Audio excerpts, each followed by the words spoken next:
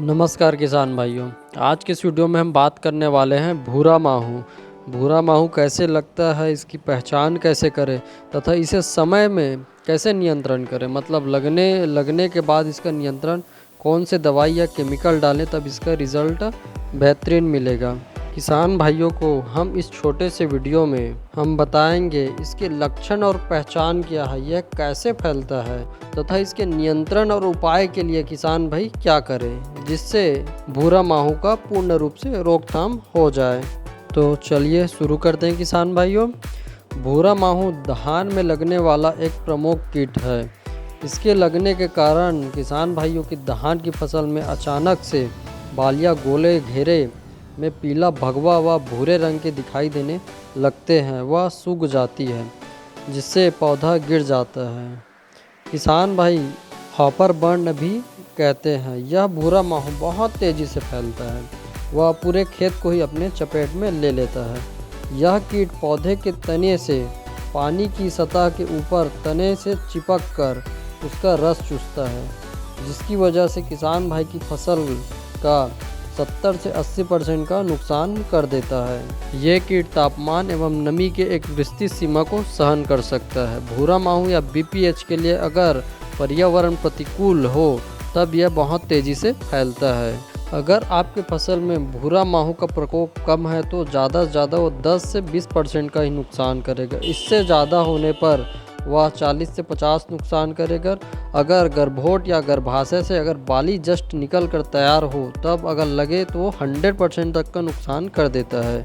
अब बात करते हैं किसान भाइयों इसके लक्षण एवं पहचान के बारे में। किसान भाई इसके पहचान कैसे करें इसके बारे में बात करते हैं। यह कीट भूरे रंग का और आकार में छोटा या फुदकता है तथा पौधे के मूल में पानी की सतह से थोड़ा ऊपर जो पत्तियां होती हैं घनेदार छतरी वाले उसके नीचे रहते हैं, जिसके कारण हमारे किसान भाई इन कीटों के बारे में शीघ्र पता नहीं लगा पाता तथा इनका नियंत्रण उपाय अधिक जटिल हो जाता है, जिसके फलस्वरूप यह पूरे फसल को बर्बाद कर देता है। ये तो होगी किसान भाइयों इसके लक्षण और पहचान के बारे में। अब बात करते हैं यह कैसे फैलता है, भूरा माहू का संक्रमण कैसे फैलता है उसके बारे में बात करते हैं। ये कीट भूरा माहू या बीपीएच पौधे के मूल पानी की सतह से थोड़ा ऊपर जो डंडियाँ होती है उसी में लगा रहता है। ये कीट धान के पौधे में जो तरल पदार्थ जो मीठा पानी होता है उसे पोषक तत्व को लगातार चूसता रहता है, जिसके कारण आरंभ में पौधे पीले हो जाते हैं। पौधे के मूल में संक्रमित स्थानों पर हनी ड्यू तथा फफूंद दिखाई देता है। इस कीट से एक रोग भी फैलता है जिसे ग्रासी स्टंट रोग भी कहते हैं, जिससे पत्ते पीले हो जाते हैं और पौधे की वृद्धि को रोक देते हैं। सिंथेटिक पायरेथ्राइड कीटनाशकों का इस्तेमाल तथा अधिक आर्द्रता एवं कम तापमान वाले वातावरण का निर्माण होने से भी भूरा माहू का प्रकोप देखने को मिलता है। चलिए किसान भाइयों अब बात करते हैं इसके नियंत्रण व उपाय के बारे में, कैसे नियंत्रण हम कर सकते हैं। पहली बात तो किसान भाई यह सावधानी ज़रूर बरतें, यूरिया का कम ही प्रयोग करें, क्योंकि यूरिया का अधिक प्रयोग करने से धान में मीठापन बहुत ज़्यादा आता है। मीठापन बढ़ेगा मतलब माहू की लगने की संभावना भी बढ़ जाती है। तथा कई किसान ऐसे होते हैं जो कि पोटास एमओपी का उपयोग ही नहीं करते हैं, क्योंकि उनको रिज़ल्ट दिखता ही नहीं।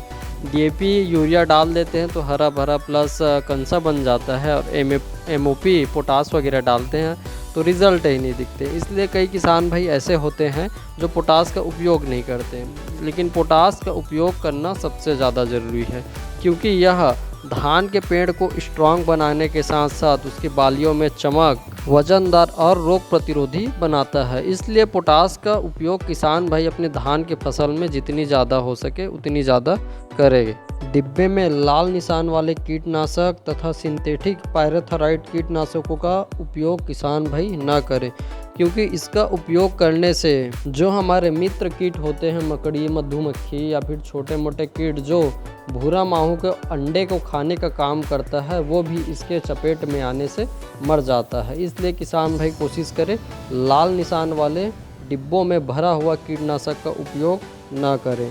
और किसान भाई कोशिश करें हरे और नीले निशान वाले ही कीटनाशक का उपयोग करें। यह कीटनाशक हमारे मित्र कीटों के लिए हानिकारक नहीं होता।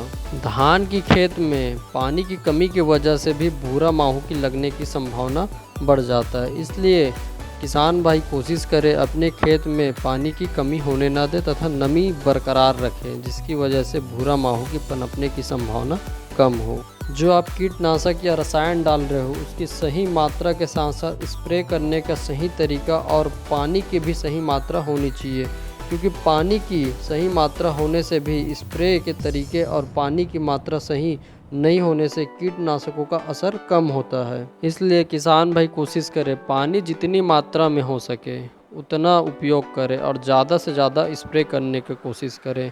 अलग अलग समूह के कीटनाशकों का प्रयोग उचित मात्रा में करें और किसान भाई कोशिश करें भूरा माहू के प्रभावित क्षेत्रों में इकोलॉजिकल इंजीनियरिंग का पालन करें, मतलब एक ही किस्म के धान न लगाएं। किसान भाई ऐसे बीज या किस्मों का चयन करें जो भूरा माहू के प्रति सहनशील हो।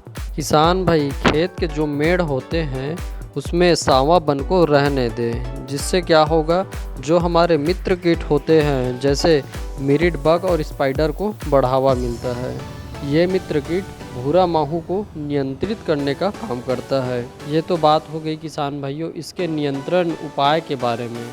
वही भूरा माहू या बीपीएच के रासायनिक नियंत्रण की बात करें तो किसान भाइयों ड्यूबॉन कंपनी का पैक्सोलॉन, इसका टेक्निकल है ट्राइफ्लूजामेजापायरिन, जो कि हमें 10% एससी फार्मूलेशन में मिलता है। दूसरा पाइमेट्रोजिन, ये कोई भी कंपनी का ले सकते हैं, सिजेंटा कंपनी का चेस नाम से आता है, या फिर आप कोई भी कंपनी के ले सकते हैं सेम टेक्निकल का। और बीपीएमसी तड़फर मारने और गिराने का काम करता है भूरा माहू या तेला को। बीपीएमसी का संपूर्ण जानकारी हम विस्तार से अगले वीडियो में बनाकर बताएंगे किसान भाइयों। वीडियो कैसी लगी किसान भाइयों कमेंट करके ज़रूर बताएं। अगर वीडियो अच्छी लगी हो और सीधा और सटीक कृषि संबंधी जानकारी या नॉलेज मिला हो तो हमारे चैनल को लाइक, शेयर और सब्सक्राइब करना बिल्कुल ना भूलें किसान भाइयों। धन्यवाद। मिलते हैं अगले वीडियो में किसान भाइयों। जय हिंद। जो खेत का मैंने पौधा अपने हाथ में लिया हूँ वो खेत में पूरा माहू इतना प्रकोप है भाई क्या ही बोले, पूरा खेत ही पूरा ख़त्म हो गया है। और ये जो माहू है भूरा माहू, काला माहू पूरे धान की बालियों के ऊपर आ गया है, इतना ज़्यादा प्रकोप है इस खेत में माहू का।